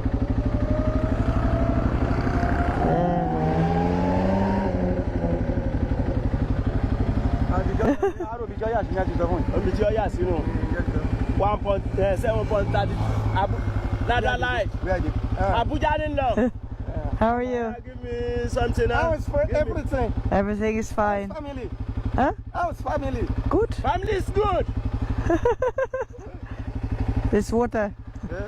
Give me more. What till you bring come? Huh? What till you bring come? I say what till you bring come? What you want give me? Hey, wait till now, what you want give me? Oh yeah, give me something. Oh yeah, give me something now. Give me something. You give me something. Give me money. Money. Money. Why? Give me. Ẹranko játijàti wọn.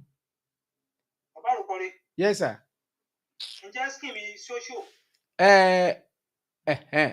Ó ti ṣó báyìí, àgbéjáde báyìí. Ẹ jẹ́ kí n gbé lè tó clear yẹn jáde, mú bọ̀. 1 second. Ẹ̀yin yẹn wá, adúpẹ́ o, Dr. Aliu ti tún padà wọlé báyìí. À á ṣe ní kánkànkan gẹ́gẹ́ bí ó ti jáde báyìí. Ok, ẹ jẹ́ n sáré ṣe ìṣẹ́jú tó kù. So nídìí eléyìí, wọ́n sọ pé ó ní Yorùbá goddess in her full glory, ẹ̀rí Ntu Ngbaru Enyi of Igbo land. ẹ wo òyìnbó kan kọ̀wé lórí wọn. Ìwé eléyìí. Àwọn náà ní ìran burúkú yẹn nìyẹn o. Káì. Àwọn ìran burúkú yẹn náà nìyẹn. Ó bọ́n ṣe rí. Ẹ̀rí colonialist, wọ́n ní colonists discovered the Igbos. Káì. Ẹ̀rí láwọn ìran burúkú ìran tó ń sọ nọ́nsẹ̀nsì sí wa. Ẹ̀rí ẹbẹ̀ rí ní 1920. Wọ́n kàn dá nǹkan bo ìdí ni ní 1920. Ẹ̀rí ní 1920. Ẹ wá wo àwọn àtẹ̀gbẹ́ adáran ní 1920. Oh God. Abẹ́ rí nǹkan ìrankíran. Àti lọ síbi ibi tí màá ti abẹ́ nínú àwọn questions yẹn tá a kó síta mẹ́rin tá a sọ pé ní wọ́n làwọn develop la máa proof ẹ̀ a sì máa kó fact síta. Àwọn tiwa nìyẹn ló wà lókè yẹn o, àwọn ìyá tiwọn nìyẹn lábẹ́nú bàbá àròpọ̀re ẹ̀yà amúkan lọ. Ẹ ò bọ́n ṣe àwọn kó nǹkan jáde síbẹ̀ yẹn o. Dr. Ali mo fọwọ́ bojú èmi ò rí yẹn èmi náà fọwọ́ bojú mi o. Kí ló dé? Èmi ò rí nǹkan kan o, ẹ̀yin lẹ máa ń tẹ́ rí o. Ìyá wa Adéọlá bàbá wa Ràṣírì ṣe rí nǹkan èmi ò rí nǹkan tèmi o. Ẹ wọ àwọn ìyá bọ́n ṣe múra. Láwọn rádaràda tó useless ìrántí wa ẹ rí nǹkan. Òun ni ò jẹ́ kán ní mọ́nà. Abẹ́ rí. Abálájẹ wòran kábíyèsí Olódùmarè. Abẹ́ rí. Ó mà ṣe o. Káì ẹ̀yin ilé wa ń pẹ nìkan lọ́mọ àlè. Ibo ọjà wọn lọ sọ́jà nìyẹn o. Ní 1930. Náà ni wọ́n lọ sọ́jà nìyẹn. Oh God of Nazareth. Can you imagine yẹn ẹ̀ tí ẹ̀ kọ́mẹ̀ntì? Ká tí ẹ̀ wo gbége yóò bá ká kí àwọn bàbá wa ká kí wọn o ká kí wọn dáadáa. Àwọn lálọ́ òfì àwọn làwọn òfì. Bẹ́ẹ̀ ni. Wọ́n wá ń pè ní awéke bó pọ̀lípọ̀lí gbogbo ẹ̀ la máa tú síta ibi bí òfin ṣe bẹ̀rẹ̀ níbo ló ti bẹ̀rẹ̀. Kábíyèsí Olódùmarè. Àwọn ló jẹ́ kó dọ́dọ̀ tiwọn. Bẹ́ẹ̀ ló máa kílẹ̀mù pé àwọn làwọn ń ṣe òfin. Ìtó gbé kinní sórí yẹn gan olóyún. Iṣu ló ń tò yẹn rí ló ń tò iṣu. Ẹ bá wo orúkọ ẹni tó dùn dòkà Ibo náà lẹni tó ló gbé fọ́tò yẹn jáde Ibo náà ló gbé jáde. Bẹ́ẹ̀ ni. Ó ló ń tò iṣu ló ń tò yẹn jẹ́ rí ṣòkòtò nídìí ẹ̀. Okùn lọ́rọ̀ aṣọ mọ́tò. Okùn ni kò sí ṣòkòtò. Fùrọ̀ méjèèjì ló jáde yẹn. Bẹ́ẹ̀ ni fùrọ̀ lọ́tún fùrọ̀ lósì ní 1945 ó mà ṣe o kábíyèsí Ọlọ́run gbà. Àwọn bàbá dáadáa ẹ̀gbọ́n tí bàbá dáadáa sọ ni ó ní Labour Party element in Afẹ́nifẹ́re pushing false narrative. Ọ̀kan wà tó yẹ pé ní ara àwọn ọmọ àlè Yorùbá ni tó wà pẹ̀lú àwọn Labour Party ó fẹ́ máa sọ nonsense torí pé ó ti jẹ́ agbẹnusọ ó ti fẹ́ máa sọ nonsense ó ti fẹ́ ta ìran títí wa òun ló ń ṣe burúkú rádaràdá tó ń gbé sórí yẹn. Àwọn yóò ti fẹ́ tà ń sọ ó ti fẹ́ máa sọ nonsense ó fẹ́ máa sọ nonsense torí pé ó ti ń ṣe agbẹnusọ fún ìran Ìgbò ó sì lè kó àwa sẹ́rú. Òní bàbá wa ń sọ̀rọ̀ yìí òní bàbá wa ń rí fàásì Labour Party element in Afẹ́nifẹ́re pushing false narrative ó ní ká kọ́ wọ́n pọ̀ báyẹn o. Kò lè kún lè kó àwa ṣerúṣẹ́ láyé. Àwa sì ń sọ̀rọ̀ nípa àwọn tó ní láárí láwọn tó ní láárí bàbá àròpọ̀re àwọn tó ní láárí táyé mọ̀ pé ibú owó ni wọ́n. Bẹ́ẹ̀ ni. Àwọn náà ni. Àwọn yìí náà ni. Tán dẹ̀ ní ọrọ̀. Àwọn náà ni Ibo dà bẹ́ẹ̀. Tán lọ́rọ̀ kì í ṣe pé kéèyàn kàn ní owó kokéènì tán lọ́rọ̀. Bẹ́ẹ̀ ni. Ìmọ̀ obìnrin kan wà nínú wọn. A rí Adénúgà, a rí Fọlọ́run San Alákìjà, a rí Fẹ́mi Ọ̀tẹ́dọ́lá, a rí Dangote, a rí sí Abdulsamad sí Aburabiu. Bẹ́ẹ̀ ni. Èwo ni tí wọ́n ń bẹ̀ láwọn ẹranko oníṣọ́ọ̀sì Forbes lẹ́tì oníṣọ́ọ̀sì lágbé sísàlẹ̀ yìí FORBES Forbes ṣọ́ọ̀sì ẹ̀ nìyẹn. Bẹ́ẹ̀ náà tó bá tún sọ̀rọ̀ nípa àwọn influential tó ń gbé jáde nípa technology obìnrin ogun tó ń gbé jáde mélòó ni wọ́n níbẹ̀? Mélòó ni wọ́n níbẹ̀? Ráwọn orúkọ yẹn bàbá àròpọ̀re. Bẹ́ẹ̀ ni.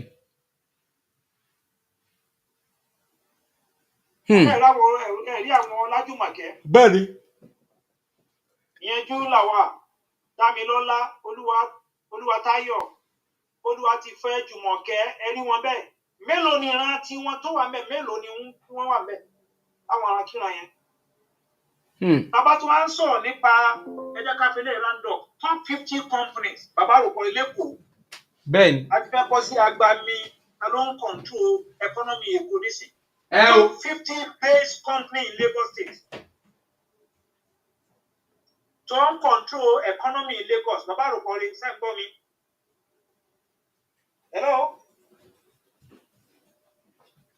Wọ́n dà fáwọn ẹ gbọ́ hello. 150. Yóò. Ǹjẹ́ bàbá rò pọ̀ lè ń gbọ́ báyìí? Bẹ́ẹ̀ni. Top 50 companies tó wà lẹ́kọ̀ọ́ ìsọ àwọn à ń ta kí ló kọ́ lẹ̀ fake drugs o. Àwọn iléeṣẹ́ lè ní dárúkọ àwọn iléeṣẹ́ ńláńlá kápìtì tó mọ̀ pé iléeṣẹ́ lélẹ́yìn. Tó lóko tó sì lẹ́mìí. Tó lókun. Ẹ máa wá já máa kà ó ẹja kọ́kọ́ ka ti Ìgbò ń bẹ̀. Péèjì àkọ́kọ́ tá a sí nísìn. Ẹ bá wo number 9 Fidelity Bank wọ́n kọ Mustapha Chike Obi Ìgbò àbí ó di mélòó? Bẹ́ẹ̀ni. Ó di méní. Bàbá rò pọ̀ ló di méní àti bọ́ sí síláàtì ẹlẹ́ẹ̀kejì. Ẹja ká wá bí tí Ìgbò bá wà.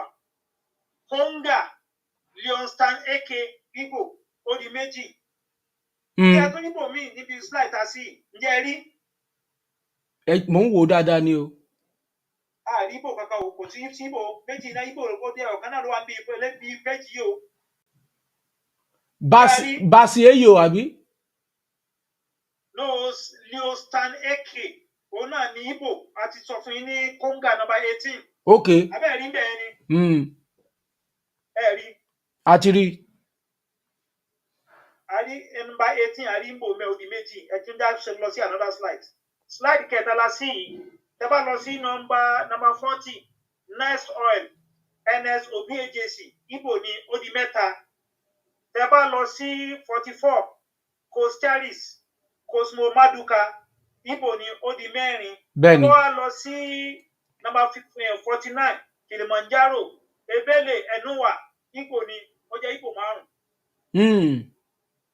Ẹ jẹ́ ká wá ka Yorùbá bàbá òròpọ̀ rè tí wọ́n sọ pé àwọn develop Lagos àwọn ẹranko. Adenuga ó di méní. Ẹ jẹ́ kí n máa pé number 2 Yorùbá. Ọba Àtúndẹ̀kọ̀. Yorùbá ó di méjì. Tajudeen Adéọlá Yorùbá ó di mẹ́ta. Fẹ́mi Ọ̀tẹ́dọ́lá. Yorùbá ó di mẹ́rin. Ọba Àtúndẹ̀kọ̀. Yorùbá ó di 5. Wálé Tinubu. Yorùbá ó di 6.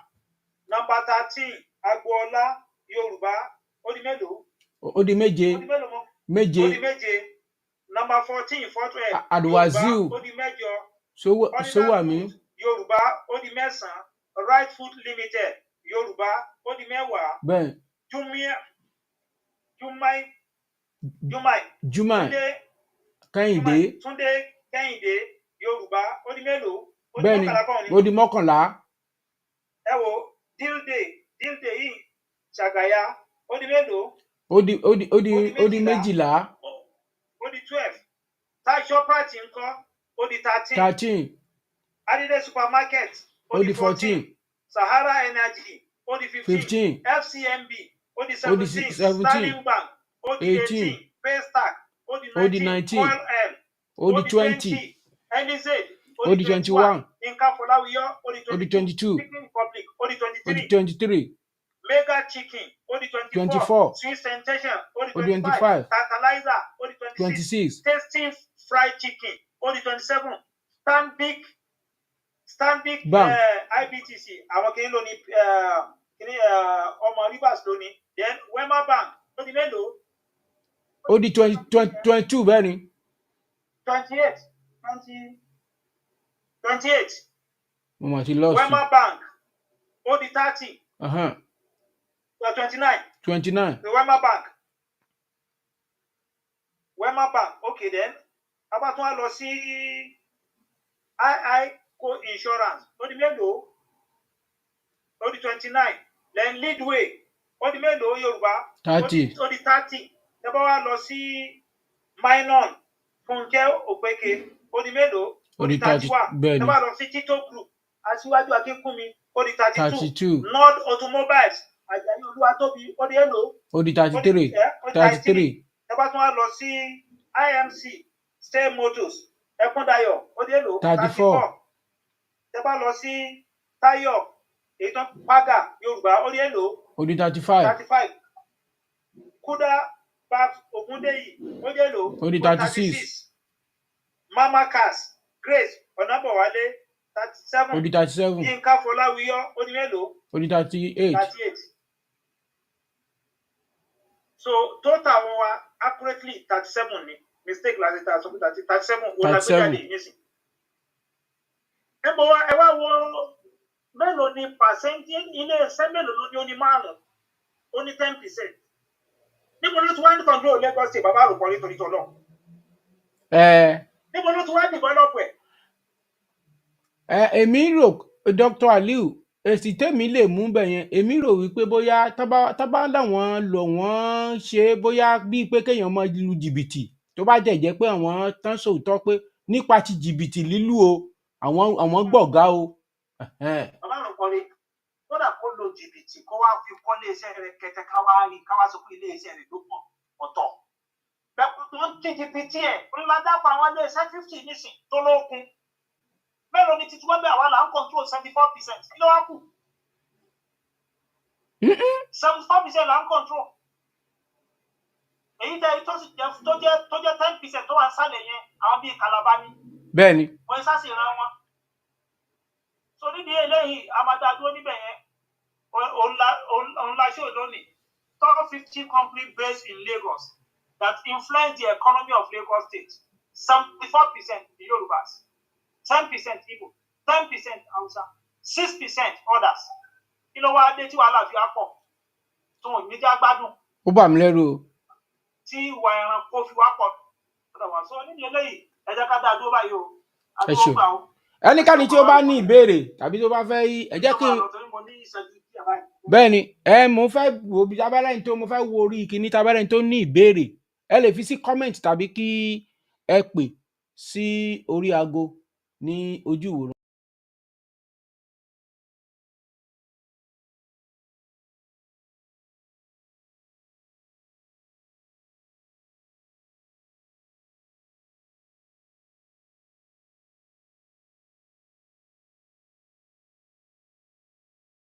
Ìmúyà ní tèmi ẹ̀yin tẹ́ bá fẹ́ pè wọlé ẹ lè pè àbí tí ẹ bá dẹ̀ ní ìbéèrè ni gbogbo àwọn èèyàn ló ń kí yín ní gbèjègbèjọ Dr. Aliu wọ́n dúpẹ́ lọ́wọ́ yín ṣe rí a gbọ́dọ̀ sọ òtítọ́ nítorí pé ìtàn là ń kọ lọ́wọ́ ìtàn òun là ń kọ bàbá mi Sunday Olówóyọ̀ ẹni I wouldn't even care about Lagos as a Yoruba man because it's like Lagos doesn't care about the Yorubas. Ẹ gbọ́ ṣe agree pẹ̀lú wọn sà. Ìpè kí ni ẹ? Òun náà ni wọ́n ní I wouldn't even care about Lagos as a Yoruba man because Yoruba doesn't care about Yorubas.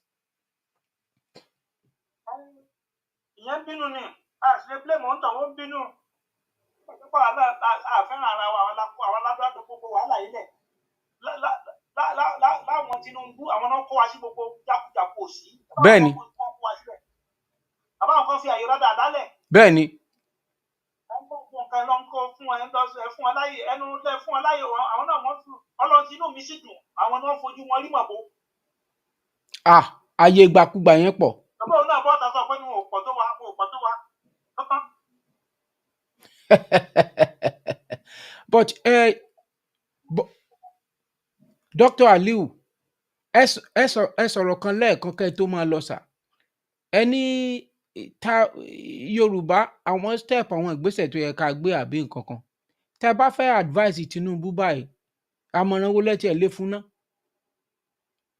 Kò túmọ̀ àtàwọn afẹ́ sọ ní kókó ọmọ tó ń ṣe ó túmọ̀ pé ní ìgbà kan ò lọ bí èrèrè ibi tó wà yẹn fúngbà díẹ̀ ọmọ àpàdà kó mbẹ̀ nídìí eléyìí ó ṣe ń tó tọ́ fún ọmọ Yorùbá torí àmọ̀ pé ní kò ní kí lórúkọ ẹ̀ tí ń jẹ́ ìyẹn ò sọ pé ní kó sọ̀pọ́ọ̀tì ntàǹfẹ́ ntàǹṣe kò lè ṣe ntàǹṣe àbí tá a bá fẹ́ tanra lókun ṣùgbọ́n a wà sọ fún pé ní kí ni tá a nídìí tó ń jẹ wá ń yà ìyẹn ni kó má gbàgbé wa ní tó ń jẹ ọmọ Yorùbá ń yà yẹn sẹ́ kí ló ń jẹ wáyà òní ọ̀rọ̀ ti ìdáàbò kí ló ń jẹ wá ń yà òní báwọn àwọn adarí yẹn ṣe ń pa àwọn yẹn wá nípakúpa lóko so kọjá ká ní state police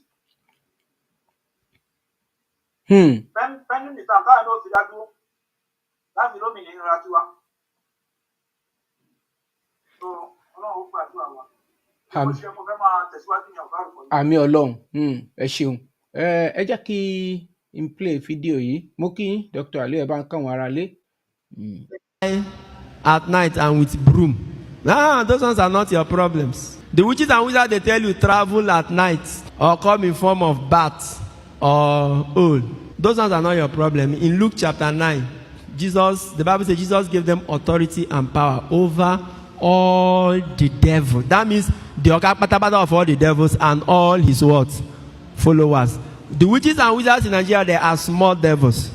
God has given you authority and power over the big one. How much? That one. And in Mark chapter 16, it says, nothing shall hurt you. You shall not be hurt.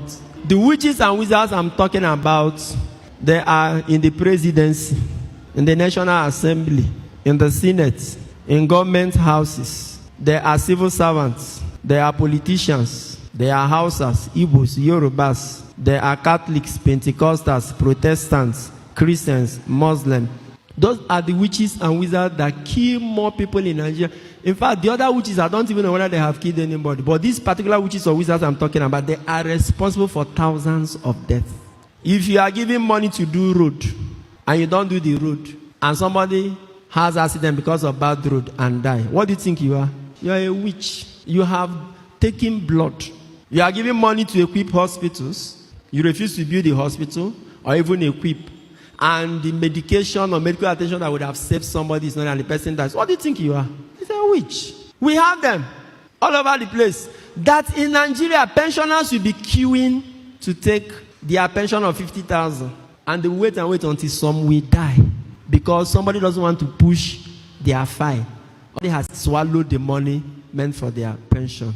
And you tell me you are a human being? No, you are a witch. Witch is sweet. You are a winch. Winch.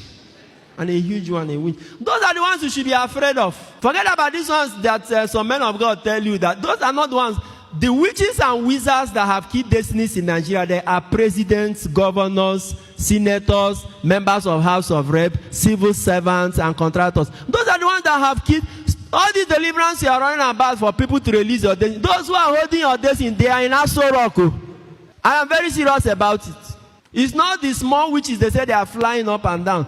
Those ones, they are looking for blood. If they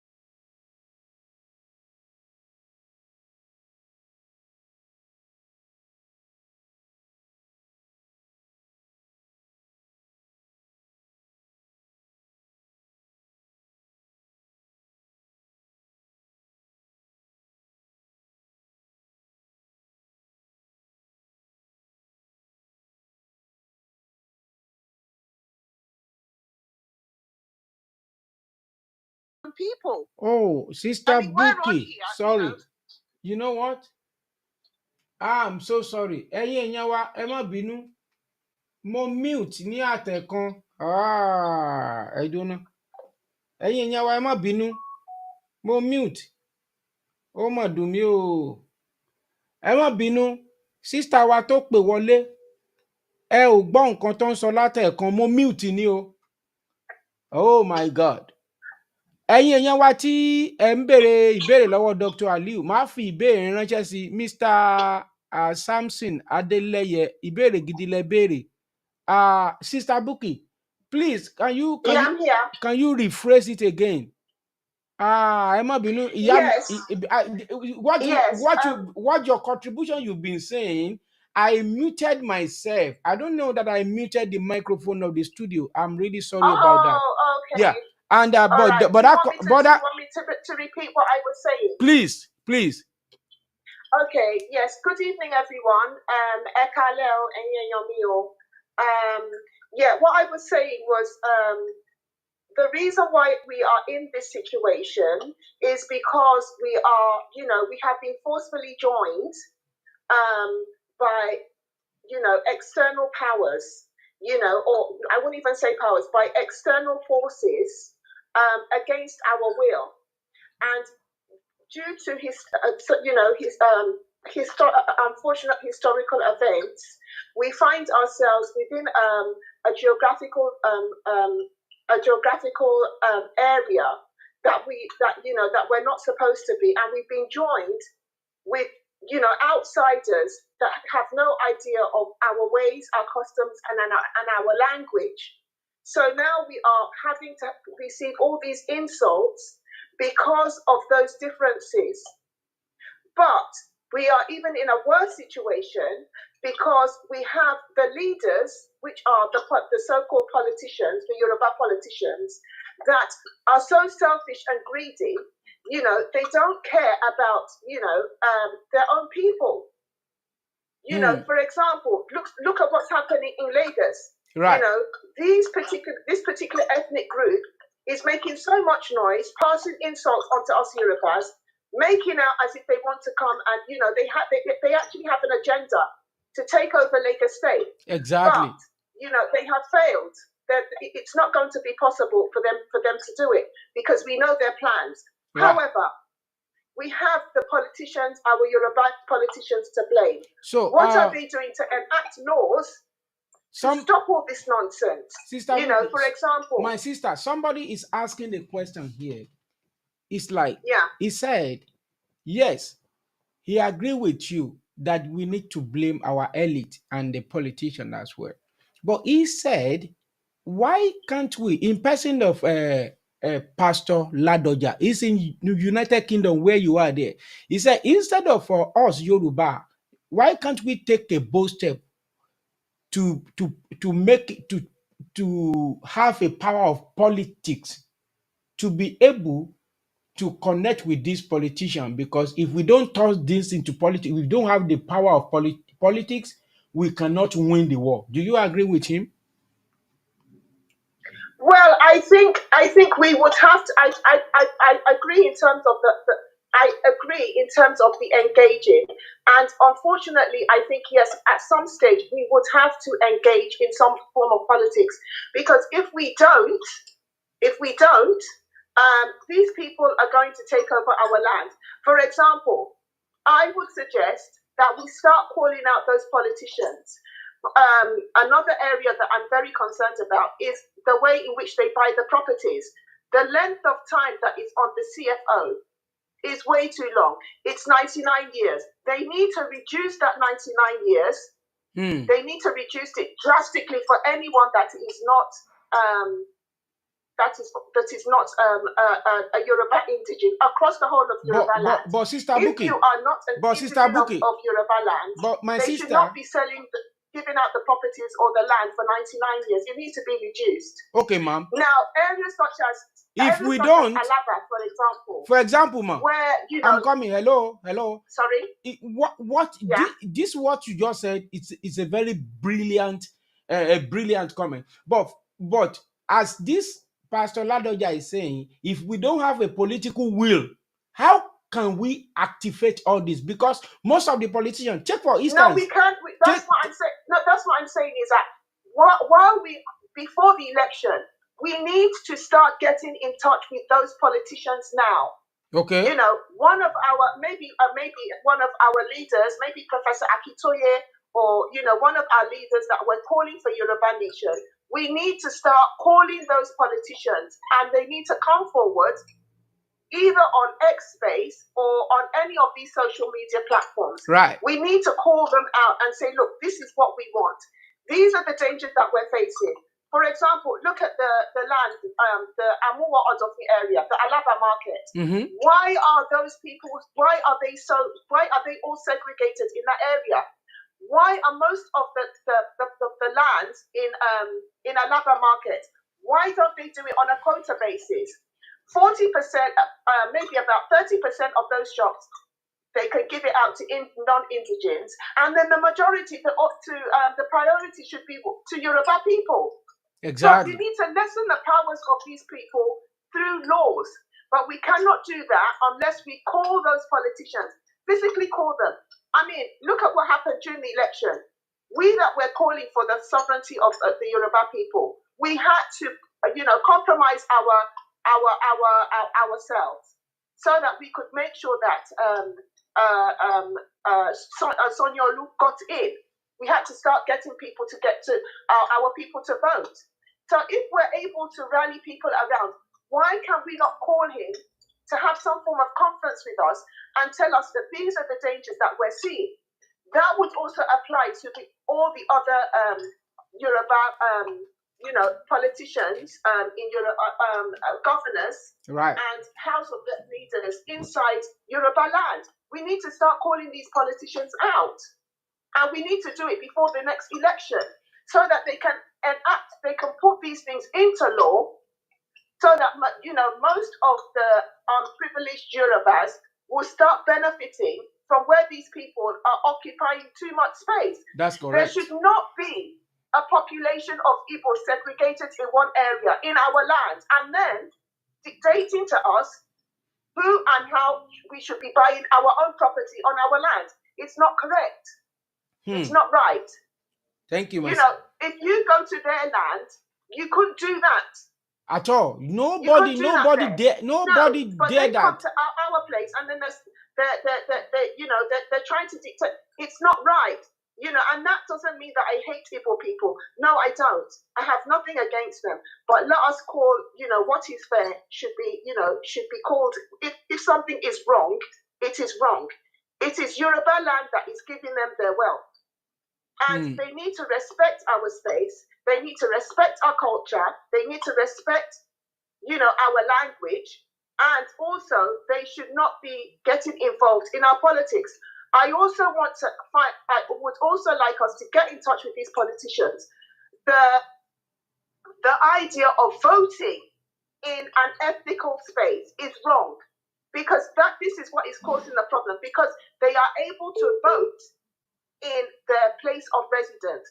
It shouldn't be your place of residence. It should be voting in your own ethnical space. So when there's an election, it should be Yorubas voting in Yoruba land, Igbos voting in Igbo land or in Biafra land, Deltas voting in their own space. Why should we be voting in each other? These are the things that these politicians are doing that is wrong. So what's happening is, because they now have that advantage of voting in our space, each of these ethnical nations are at war when there's an election. It's not an election, it's war. Exactly. Because they have literally created it that way. So these are the things that we need to address, and that really needs to, a stop needs to be put to it. Thank you so much. Thank you, my sister. God bless you.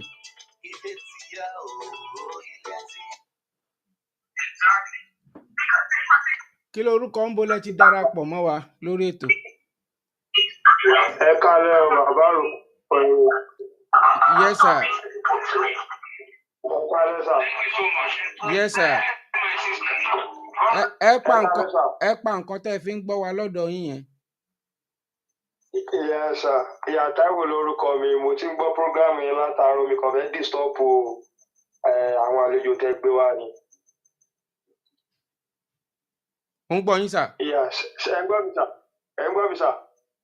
Yes, bẹ́ẹ̀ ni, agbogbo ayé ló ń gbọ́ yín. Ok sà, orúkọ mi ni Táíwò láti South Africa. Ọ̀rọ̀ mẹ́ta kan ni mo fẹ́ sọ because àti ìpariwo rárá, ariwo sì pọ̀ lẹ̀ tá máa pa.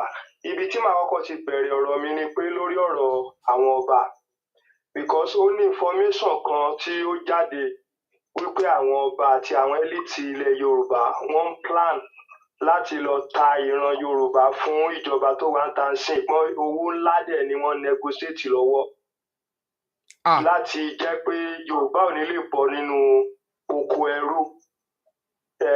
Ìtorí ẹ̀ mo sọ pé ariwo wá sí pọ̀ tá a máa pa tó a gbọ́dọ̀ múra dáadáa kò eléyìí ti kọjá pé ká máa dákẹ́ ká máa wòran. Then ẹlẹ́ẹ̀kejì gẹ́gẹ́ bí ọ̀rọ̀ tí sísà mi tó ń sọ̀rọ̀ yẹn tó ń sọ wọ́n sọ̀rọ̀ lórí culture and language. So mo rí pé ọ̀pọ̀lọpọ̀ àwọn ọmọ Yorùbá gan wọn ò mọ̀ túmọ̀ àṣà àti ìṣe àti èdè. Ó ní ẹnìkan tájọ́ sọ̀rọ̀ lánàá kọ́sítọ́mà mi kan ni. So àwọn wá ń pín orin Kútọ̀nù níbi tí mo ti ń ṣiṣẹ́ wọ́n á ní pé ìlú yẹn ó jọ ti Èkìtì dance ó jọ ìlú àwọn Èkìtì bí ìlú àṣà orin àṣà. So máa yẹ kọ́sítọ́mà yẹn wá ti máa sọ pé ó ní ìlú yẹn ó jọ ti àwọn ẹlẹ́gbẹ́ àjẹ́ àwọn olóòṣà kankan mo wá ní àná mo ní má ṣe mistake. Mo ní wọ́n ti manipulate wa nílẹ̀ Yorùbá lórí ọ̀rọ̀ ẹ̀sìn. Then àwọn Yorùbá mufi wọ́n bà àṣà àti ìṣe Yorùbá jẹ́ wọ́n bà lórúkọ jẹ́ gan látàrí pé kán máa so nǹkan aburú mọ́. So mo láti correct ẹ because ó jẹ́ nǹkan tó yẹ pé bí àwọn ẹ̀sìn yẹn ó ti kó sí lórí so mo ṣàjẹ́ kó yẹ pé kó má sọ̀rọ̀ bẹ́ẹ̀ yẹn wípé àṣà ilẹ̀ Yorùbá ni. So mo láti má ṣàlàyé gbogbo ẹ̀ fún un. Then ẹlẹ́ẹ̀kẹta tí màá sọ̀rọ̀ lórí ẹ̀ ni pé ẹ sọ̀rọ̀ lórí àwọn Ìgbò. Lóòótọ́ àwọn Ìgbò wọ́n lè máa ṣe nǹkan tó ń ṣe wọ́n ń kọjá ìran bí bá ti mọ̀ pé aláṣejù ni wọ́n. Àmọ́ ọ̀pọ̀lọpọ̀ àwọn Yorùbá òun gan lájọ́ máa ń jà níbi tí mo wà débi pé tí bá ń sọ fún wọn wípé ṣe bí ẹ̀yin lẹ ta ibi tí bàbá yín fi lẹ̀ tẹ́ gbé ta fún Yíbò. Tá bá ń sọ̀rọ̀ ẹ̀ tún kọjú ìjà sí àwa tá a jẹ́ ọmọ Yorùbá tó jẹ́ pé tẹ́ bá ń bá wọn sọ tọ̀rọ̀ wọ́n á tún lọ lẹ̀dí àpò pọ̀ mọ́ àwọn ẹlẹ́yà míì wọ́n á tún máa bá yín jà.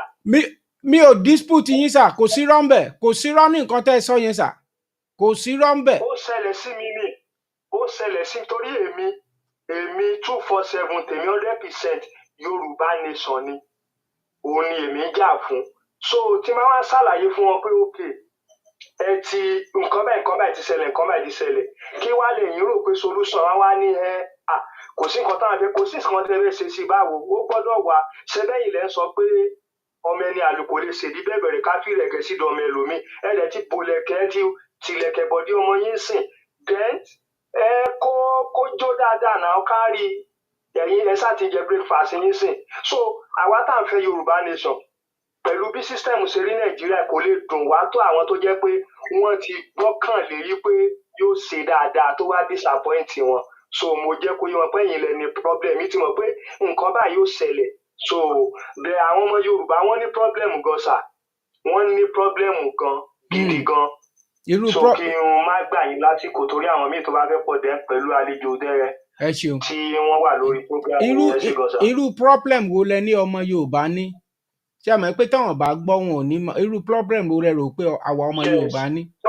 Problem tí ọmọ Yorùbá ní ni pé alákọ̀ọ́kọ́ náà ara ọmọ Yorùbá kò tọrọ. Ara ọmọ Yorùbá kò tọrọ. Sẹ́rí mo dẹ̀ ṣàkíyèsí wípé tí ẹ bá sọ òótọ́ ọ̀rọ̀ kẹ́ tó lè rí ọmọ Yorùbá 5 tó máa tò sẹ́yìn yín 50 ló máa dó síbi irọ́. Kí ló dẹ̀ fà á? 50 ló máa dó kí ló dẹ̀ fà á? Yorùbá látẹnujẹ. Yorùbá látẹnujẹ wọ́n máa ń pọ́n ẹni tó bá jẹ́ pé owó wà lọ́wọ́ ẹ̀ wọ́n máa ń pọ́n lé jù wọ́n fẹ́ mọ ṣọ́ọ̀ṣì owó yẹn wọn fẹ́ mọ̀ kó sáà ra ó ti owó ra nǹkan fún wọn àwọn tí àwọn ògógóró kan jókòó kalẹ̀ kán máa pariwo èmi dẹ̀ ní aláàkọ́ náà mo rí nǹkan tó bá rọ̀ so wọ́n máa ń disturb community gan níbi tí mo wà then tí nǹkan kan bá wá ń ṣẹlẹ̀ tẹ́ bá ń correct wọn wọ́n á lọ bá ẹlẹ́yà míì ok ibi tẹ́mi wà Yorùbá ni mí àwọn tá a jọ wà ọmọ Kútọ̀nù wà nù wọn tẹ́ bá ráwọn Yorùbá tẹ́ bá ń sọ fún wọn pé ẹ má ba ẹ ń ba ẹ̀yà yín jẹ́ ẹ ń ba èdè yín jẹ́ then ẹ ń ba àṣà yín jẹ́ instead tó fi yẹ kán wá farabalẹ̀ kán béèrè mọ́ wọn wá lọ máa lẹ̀dí àpò pọ̀ mọ́ àwọn yẹn nítorí pé wọ́n fẹ́ yẹ̀yẹ́ yín so wọ́n ní bìlífù pé nǹkan tẹ́ ẹ sọ yẹn wọ́n mọ̀ pé òótọ́ ni but wọ́n fẹ́ jẹ́ kẹ́ rí bíi pé ẹ̀ ń bá wọn sòótọ́ ọ̀rọ̀. so kíní yẹn then mi kí n má tàn yín ẹ̀sìn ti bà ayé àwọn èèyàn jẹ́. ẹ̀sìn. ó ti bà ayé àwọn èèyàn jẹ́ ó ti bà ayé Yorùbá jẹ́ pátápátá wọ́n pọ̀. kákúkú sọ pé ẹ̀sìn dẹ̀sìn ẹ̀sìn ni àwọn yẹn ń ṣe kì í ṣẹ̀sìn sa ẹ̀sìn. ẹ̀sìn ni wọ́n ṣe but wọ́n wá ti gbàgbé wípé ok ní ìsìn ẹ jẹ́ kí for example kan sìn tẹ́ bá wo fídíò kan tó go viral lẹ́nu ọjọ́ mẹ́ta yìí lady kan ní Òṣogbo lady kan mídíà kan gbé Facebook kan gbé pé wọ́n wá ìfẹ́ ṣàjálẹ̀ wípé wọ́n tún ti lò ní olóṣó ní kankan o. bẹ́ẹ̀ni. ọ̀rọ̀ yẹn ṣẹlẹ̀ níbi ìjẹta ìjẹrin so bó ṣe wá di alẹ́ yìí mo wá rí second part kínní yẹn wípé kò ń ṣe ọmọ yẹn pé. mo ti rí wọ́n ní ara bẹ́ẹ̀ ni ó wà depressed tẹ́lẹ̀ wọ́n lára ẹ̀ wọ́n ní nǹkan ṣe tẹ́lẹ̀. so ìgbà tó sáwà pé àwọn èèyàn àwọn bíi pásítọ̀ àtọ́jọ́ lọ school tó wá ń sọ̀rọ̀ pé wọ́n sàn bí àwọn èèyàn dẹ́ wọ́n wá ní kí ni wọ́n wá bè lọ́wọ́ òbí ọmọ yẹn pé kí ló fẹ́ kó ṣẹlẹ̀ kó sọ fáwọn èèyàn then ẹni tán pè náà tọ́jọ́ ń sọ̀rọ̀ so wọ́n ṣàwá ń pùtì gbogbo nǹkan sí ọrùn Ọlọ́run so kí ni ẹ wá dùn mí gan pé Nigeria government is the problem kò kí ṣe ẹ má máa blame Ọlọ́run for any God has created everything to all to be benefit in this earth. wọ́n wá dì mọ́ Ọlọ́run Ọlọ́run ò ní kankan ṣe pẹ̀lú yẹn. ó kì í ṣe ẹ sọ fún mi pé Ọlọ́run ló máa sọ̀kalẹ̀ sí ló máa wá dá hospital ló máa kó oògùn sí. ó mọ̀ ṣe o ó mọ̀ ṣe o. irú nǹkan tó ṣe ọmọ yẹn ó yẹ kó ní déètì tó máa lọ máa gbọ́ oògùn ní hospital free of charge. kò sí rọ́ńbẹ̀sà. nílùú tí mo wẹ̀ kan ni mo ti lọ sí government hospital ọjọ́ tí mo dẹ̀ lọ mi kì í san cent wọ́n dẹ̀ bí accident ló ṣẹlẹ̀ wọ́n dẹ̀ ran orí mi wọ́n dẹ̀ fún mi lóògùn mi ì dẹ̀ san cent. so ẹ wá wo ìlú kó wá ta wá ní àti ẹ gbọ́dọ̀ nǹkan tó wá ṣẹlẹ̀ sọ́mọ yẹn kó má sáwọn èèyàn tó dìde ìrànlọ́wọ́ sí tó bóyá wọ́n dáwó fún kó lè máa rògbòn ọmọ yẹn lè ya wèrè gbé náà but because Nàìjíríà gangan ni ẹ play fídíò kan lórí Mbaka tó sọ̀rọ̀ lórí àjẹ oṣù àtàjẹ Nàìjíríà pélé táwọn pásítọ̀ yẹn sọ ìpè ọ̀rọ̀ pàpà àwọn olùsọ àtàjẹ sẹ́rí kan tí màá yẹn sọ mo ti ń sọ̀rọ̀ yẹn ṣe ó ti lé ní 12 years tí mo ti ń sọ̀rọ̀ yẹn pé witches and wizards gangan ní Nàìjíríà àwọn politician àwọn elite àwọn pastors and àwọn gangan lọ̀tá wa àwọn gangan làjẹ́ àwọn gangan làjẹ́ tó ń pa wá jẹ. àwọn gangan làjẹ́ tó ń pa wá jẹ sa. àwọn gangan ni kò sí nǹkan kan míì tí ọba kan tán rẹ̀ ni ó kì í sìn ṣebí ní Saudi Arabia ṣebí wọ́n ti declare pé kán máa mu bíà. ṣebí àwọn obìnrin wọn gan ẹ wá jẹ́ kí n ṣọ́ọ̀kì yín sà eléyìí tẹ́ ẹ sọ yìí ǹjẹ́ ẹ jẹ́ mọ̀ wípé àwọn Saudi Arabia ní lọ́wọ́lọ́wọ́ báyìí wọ́n ti lọ gbé kinní kalẹ̀ kí náà ń pè màá rántí o wọ́n kọ fún sí Ronaldo